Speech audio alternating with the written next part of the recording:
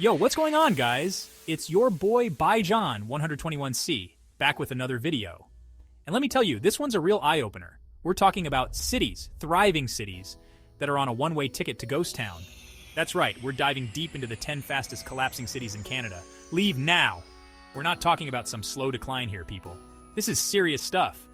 Crumbling economies, sky-high unemployment, populations vanishing faster than you can say maple syrup.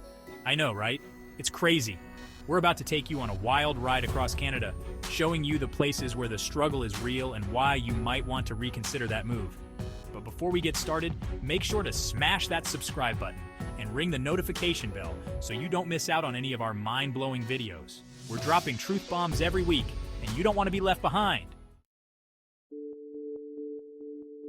First up, we're heading to Sudbury, Ontario. Now, this place was once booming, a real hub for nickel mining. I mean, we're talking big money, big dreams, the whole shebang, but hold up because things have taken a turn. The mines started shutting down and the jobs? Poof! Gone like yesterday's poutine. People started packing up and leaving, searching for greener pastures. The population's been on a free fall, and it's like watching a slow-motion train wreck. Empty storefronts line the streets, and the once bustling neighborhoods are eerily quiet. It's a stark reminder that even the mightiest can fall. But hey, it's not all doom and gloom. There are still some die-hard Sudbury fans out there, people fighting tooth and nail to revitalize their city. They're investing in new industries, trying to attract businesses, and breathing life back into this struggling giant. Will it be enough? Only time will tell. But one thing's for sure, Sudbury's story is a cautionary tale about the boom and bust cycles that can make or break a city. Next stop, we're heading east to St. John, New Brunswick, a city steeped in history, but drowning in economic woes. This place was once a bustling port city, a gateway to the Atlantic.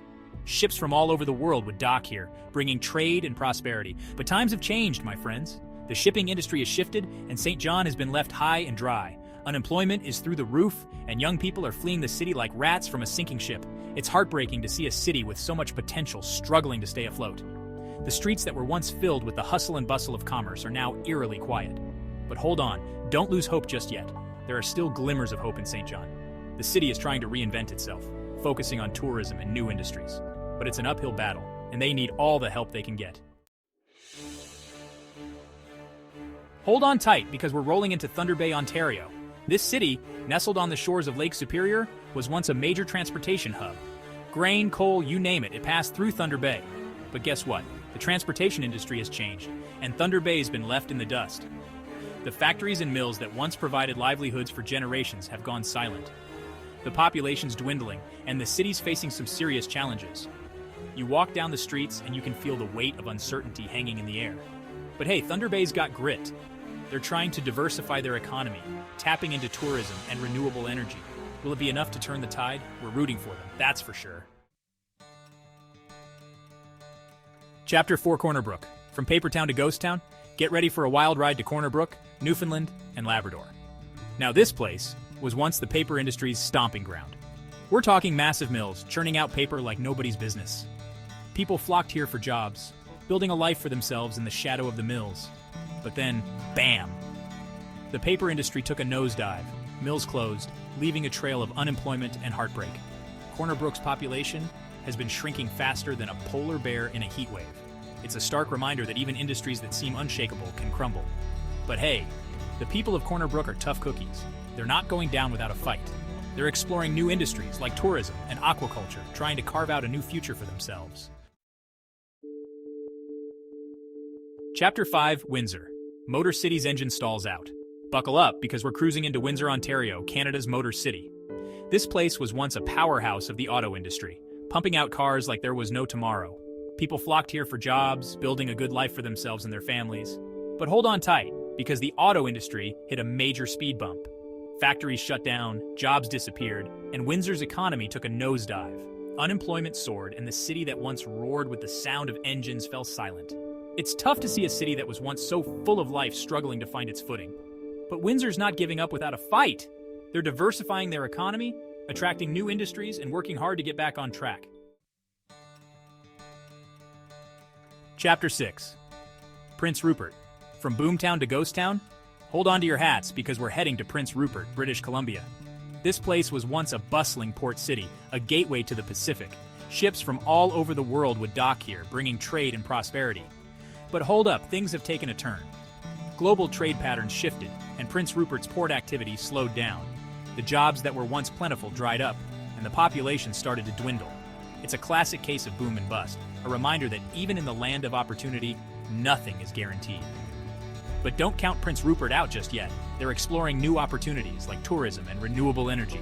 They're determined to reclaim their former glory, and we're cheering them on every step of the way. Chapter 7.